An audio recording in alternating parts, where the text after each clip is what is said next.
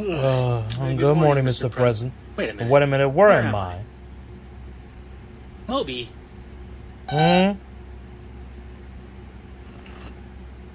Dear Tim and Moby. Who was Abraham Lincoln and what did he do? From Neil. You couldn't wait till after breakfast to teleport us here? No. Abraham Lincoln was the 16th President of the United States. He served from 1861 to 1865. He brought about the end of slavery in the U.S. and guided the country through the Civil War. These accomplishments have earned Lincoln a place among America's greatest presidents. Yep, it's true. He was born in a log cabin in Kentucky in 1809. His parents were poor farmers, and young Abe grew up in serious poverty. And after Abe's mother died of an illness, his father married one of their neighbors. She was a big influence on young Abe and encouraged him to go to school. Yep, Lincoln did grow to be quite tall, 6 feet 4 inches to be exact, and strong too. In 1837, he moved to Springfield, Illinois, where he began a career as a lawyer. He soon married a woman named Mary Todd, and with her had 4 sons.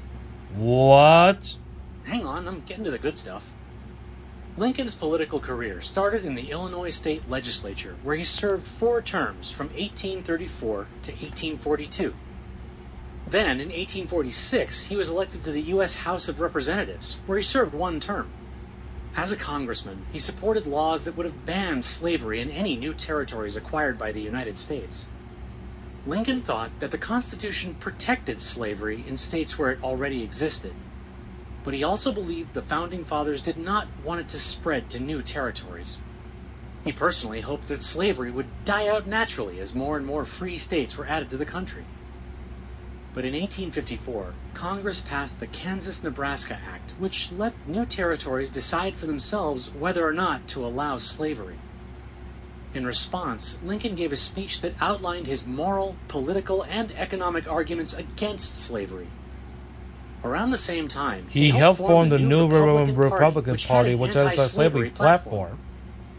In 1858, he ran for the U.S. Senate against Illinois Democrat Stephen A. Douglas, a major supporter of the Kansas-Nebraska Act. The 7 Lincoln-Douglas debates were the highlight of the campaign. Lincoln went toe-to-toe with the more well-known Douglas, challenging him on the topic of slavery. Lincoln lost the election, but his brilliant performance in the debates turned him into a major political star.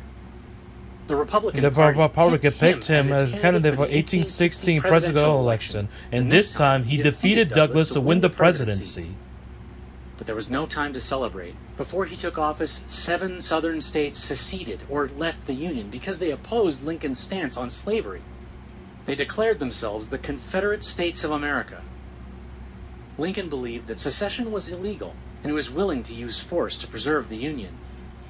When Confederate troops fired on Union troops at Fort Sumter, South Carolina in 1861, the Civil War began. Oh yeah, throughout the war, Lincoln took an active role in military strategy, including the picking of top generals. And in 1862, he issued his Emancipation Proclamation. It freed all the people enslaved in Confederate-controlled territory as of January 1st, 1863. It also opened the door for black soldiers to fight in the Union Army. Lincoln then worked on the passage of the 13th Amendment, which would permanently abolish slavery throughout the United States.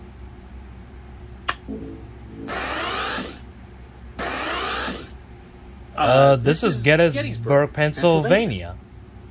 The Battle of Gettysburg in 1863 was a major Union victory and one of the bloodiest battles of the entire war. Months after the battle, during a ceremony for the fallen soldiers, Lincoln delivered one of the most famous speeches in U.S. history. The Gettysburg Address lasted just over 2 minutes, but it transformed American political thought. Using simple but poetic language, Lincoln reminding his audience that the Declaration of Independence was America's founding document. The message was clear. Even if the Constitution allowed states to make their own laws about slavery, the Declaration's promise of equality for everyone was more important. In 1864, with Union victory in sight, Lincoln was re-elected in a landslide. He proposed a generous policy toward the South that would quickly put the bitterness of the war behind them, but some refused to let old grudges die. An And an actor named John Wilkes Booth was furious with Lincoln for promising to grant rights to black Americans. On April 14th, 1865, While the president and the first lady were attending the play at Ford's Theater, Booth snuck into the president's box and shot him.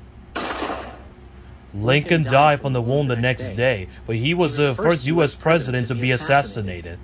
But Booth couldn't destroy Lincoln's legacy. Over the course of his life, Lincoln reunited a fractured nation and almost single-handedly ended slavery in the U.S.